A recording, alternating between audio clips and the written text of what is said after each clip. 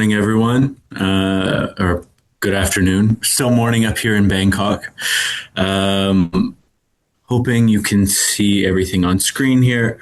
But great to be here today and really looking forward to walking through the Cyber Scam Center issue, providing a broad overview of this before also, and I want to thank today's hosts and our colleagues at the Australian Institute of Criminology, both for today's event, but also for the broader research partnership that you'll be hearing about following this, looking at women's experiences in cyber scam centers more specifically.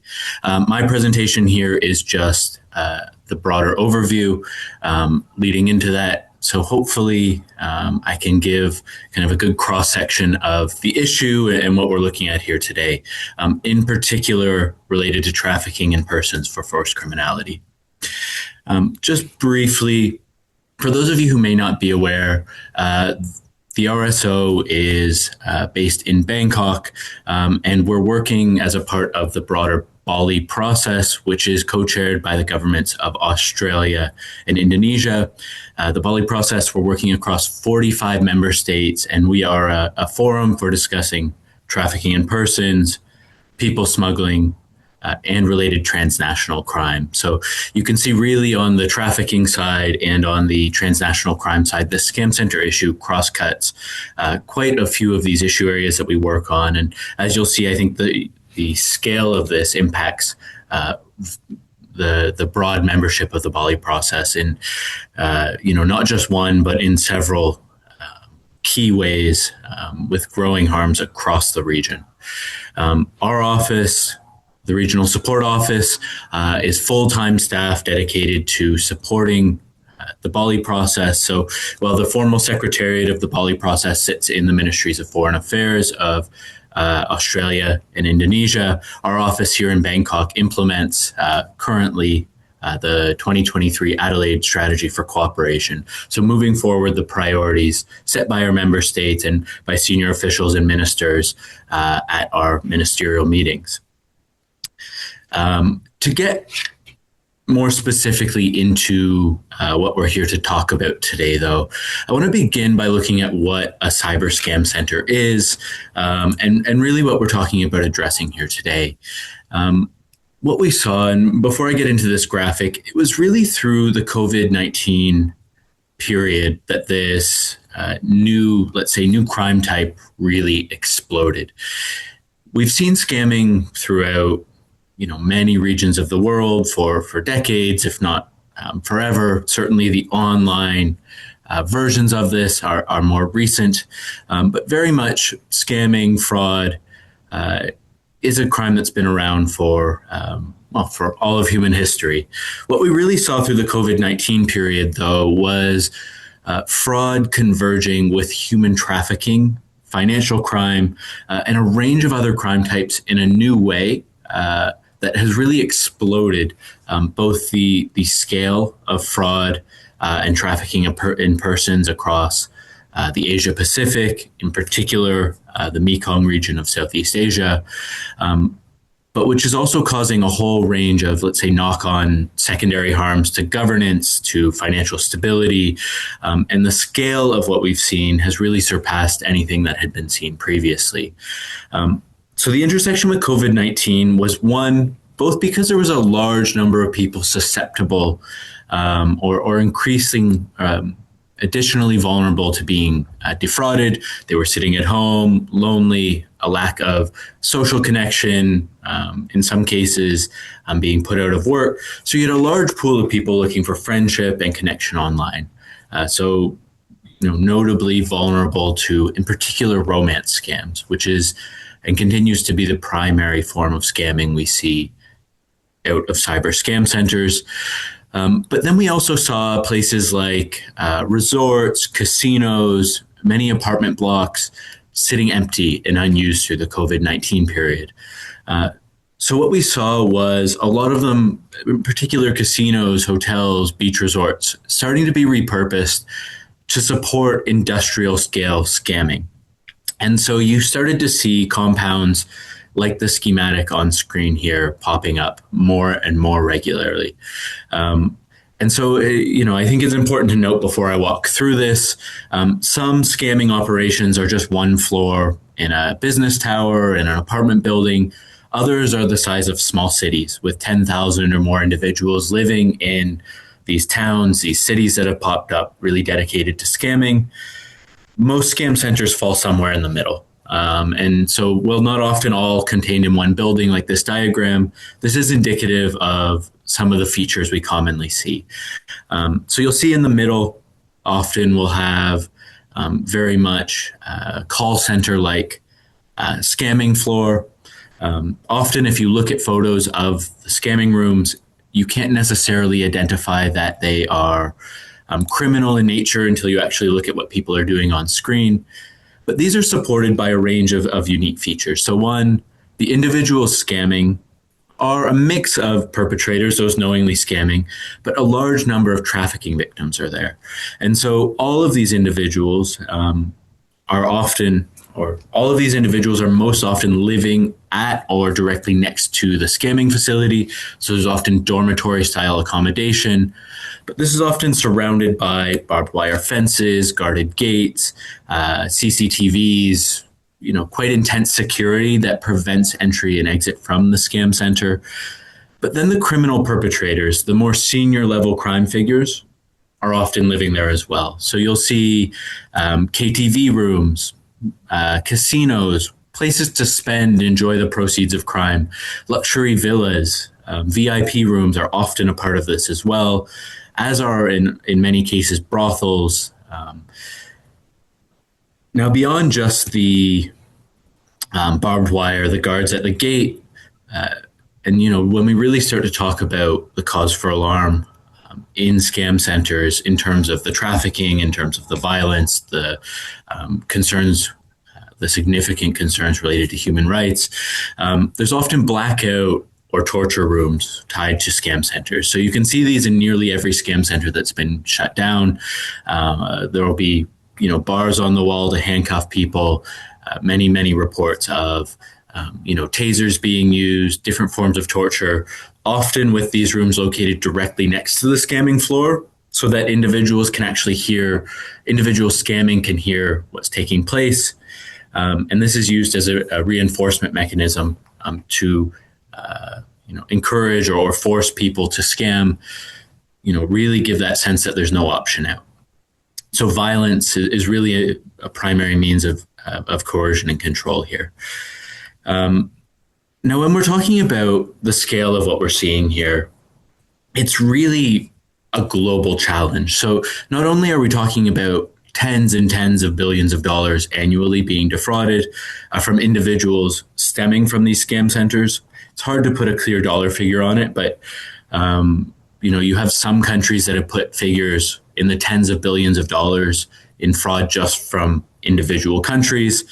But then you also have the trafficking element. So individuals being coerced, defrauded into traveling to take jobs at these scam centers, convinced that they will be taking a job in IT, tech support, a legitimate form of employment. But when they arrive, they're then prevented from leaving and either paid, under a living wage, given some sort of fake debt that they need to pay off before they can leave, or just, directly trafficked. So in some cases, there are kind of nominal salaries provided, but this is rarely actually a means for, say, growing wealth and actually leaving a scam center for those individuals who have been trafficked in.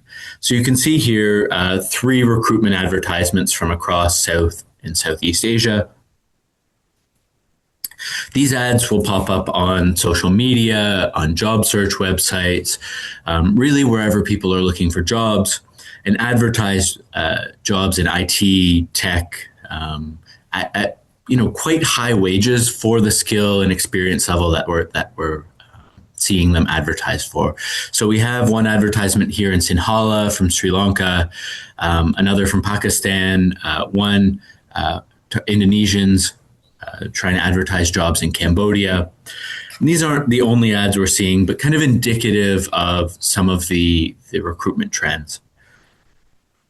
They're often targeting individuals that are young, tech savvy, multilingual. So you need to be able to scam in English, Chinese, some of these larger global languages. You have to be able to use a computer. But also often these scams are cryptocurrency oriented. And so individuals need to be able to talk about, say, cryptocurrency with a level of confidence.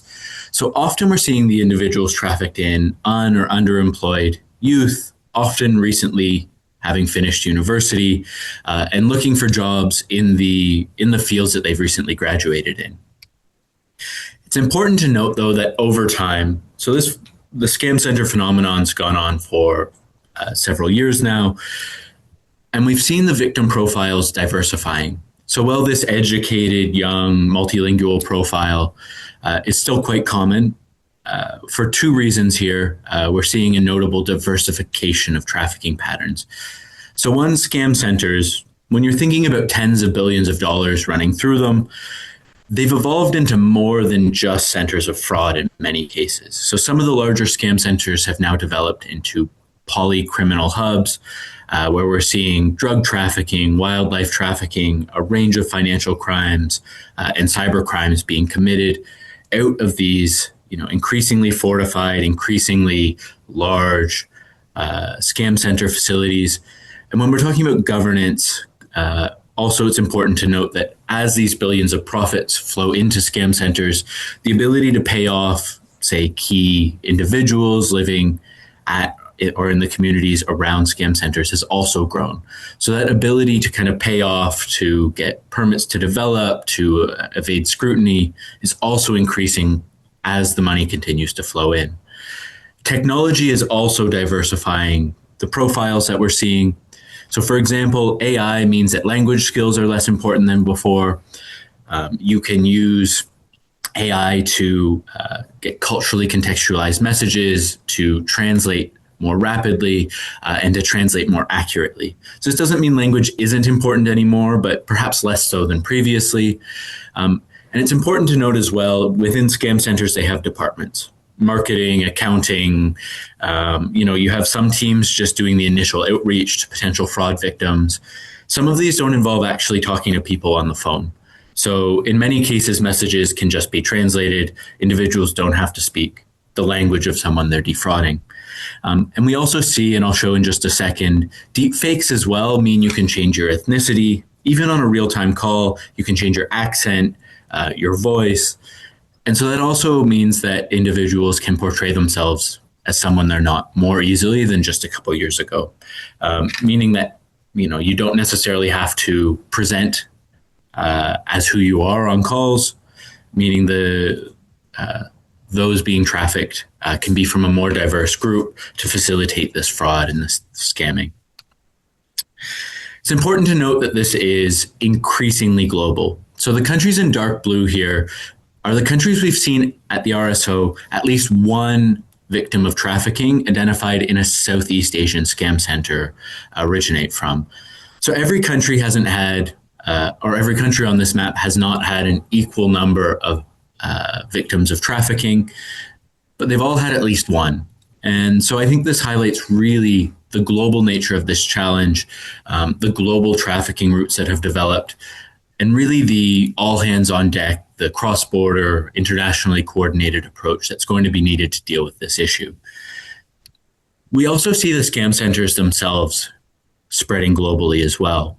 As this crime type has proven so profitable, and as the scam centers have themselves refined their means of operation, as, say, scamming playbooks, tools for scamming, tools like, say, Starlink Internet have become more broadly available as well. The scam centers themselves have continued to spread, to grow, and now we're seeing them in places such as, just a few examples here, places like Pakistan, Peru, Namibia, and the country of Georgia, all with a trafficking element. And these cases, at least the ones on screen here, being operated by Chinese-speaking transnational crime groups.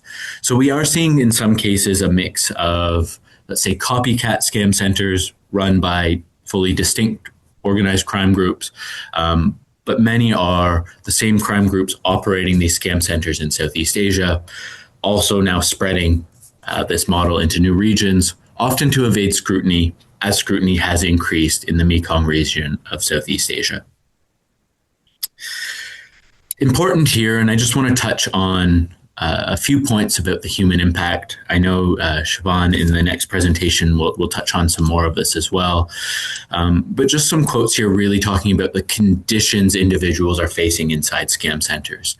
And it's important to note that when we're talking about the response and how we're thinking about those leaving, these conditions are those faced oftentimes by both those who enter willingly and often then later face violence after having entered scam centers, after failing to meet quite aggressive quotas, after failing to, comply with certain orders that they may be ethically uncomfortable with, but also, and importantly, the conditions facing those trafficked against their will into these scam centers. So, individuals here being forced into solitary confinement, drinking water with cigarette butts for days. We have many stories, for example, of individuals being locked in cages with dogs overnight, individuals being forced to hold, heavy weights outside in the sun for hours and hours. Just a few examples here, but I think both the degree of violence and the monitoring, the surveillance, the lack of freedom that individuals in these scam centers have really highlight, how people are being coerced and being forced into committing these scams, even if they're very ethically, morally opposed to the work they're being forced to do. Now, how is this being coordinated? So I won't get into this too deeply, but these are coordinated operations. They're being coordinated across countries, across borders, and as they spread, these networks are growing larger. So in particular, we have these Telegram channels where the organized crime groups are coordinating their operations. So you can see here just two channels, 52,000 subscribers, 22,000 subscribers. Details on the one hand for supporting fraud, buying and selling of people's personal information. But on the other hand, we actually have channels here where individuals are being bought and sold between scam center operations. So, you can see number one here in the translation, currently have a large number of Black people who only speak English, can type, are smart and capable. Companies that scam foreign countries, please bring referral fees to inquire. So you actually have people discussing trafficking in persons, buying and selling people very openly on these channels that you don't need an invitation to join, that are there in public. This is both how we can see these operations being coordinated across borders, but also where we have real concern about the lack of moderation despite the clear evidence of criminality. We also have individuals being recruited or seeking recruitment on these channels. So just to give you some sense of the complexity of these operations, we can see here, an individual on the bottom here, a Chinese national, 24 years old, now in the Philippines. I have experience in scam customer service, can speak English, but it says passport is currently being renewed and accept confinement.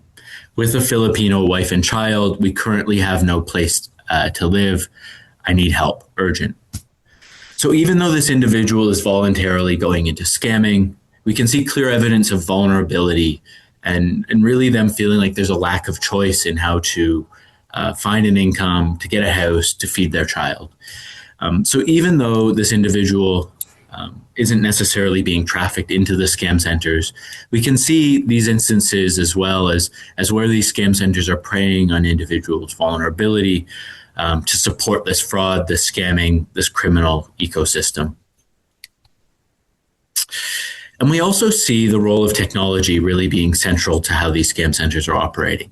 So it's not just the social media channels and the lack of moderation that we're seeing, but here is an AI service provider openly advertising deep fake technology to support scamming. We can see this. They talk about pig butchering, calculated conversations. There's many, many channels popping up with this software. And so just to give you a sense as well about how some of this technology is being marketed, We can see here first on the left, this channel, just to give you a sense of how openly they operate. They're actually walking around a scam center posting, just visiting our customer today. And then on the other side here, we can see how an individual can change their face to support the fraud, the scamming, or also to support deceiving people in job interviews to support trafficking.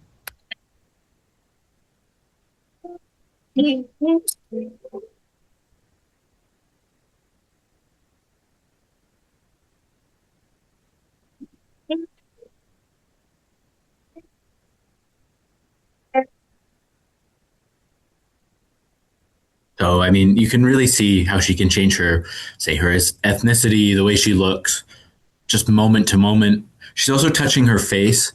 That's to show that the technology's improved. Before, a year or two ago, it would blur if you touch your face or your hair.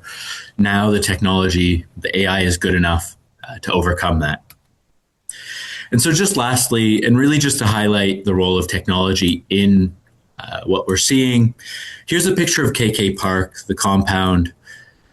Luckily, the scam center has been largely closed at this point.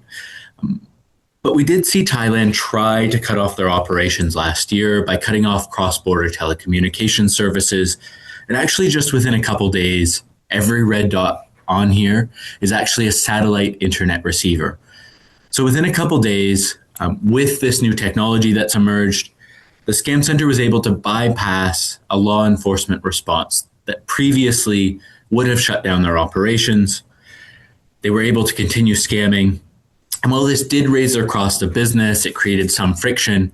Largely, they were able to, at least for a period, continue unimpeded. We see this intersection with technology and the way that new technologies are impacting trafficking trends, enabling scam center operations across artificial intelligence, cryptocurrency, financial technology, fintech, startups in particular, social media, in particular job ads, coordination of these operations, and now satellite internet. So we are seeing law enforcement catching up, working to respond now. But this is really a wake-up call as well, that where we're responding behind technology, reacting to its use by criminals, they're often able to scale operations, scale harms, profit greatly before law enforcement and policymakers are able to catch up. But with that, I'm going to leave it here. If you want to learn more about the RSO and our current work plan, the QR code to more details is on screen there. Or do also feel free to email at my email on screen here, but also happy to answer any questions that may come through after the presentations. So I'll leave it there, but thank you very much.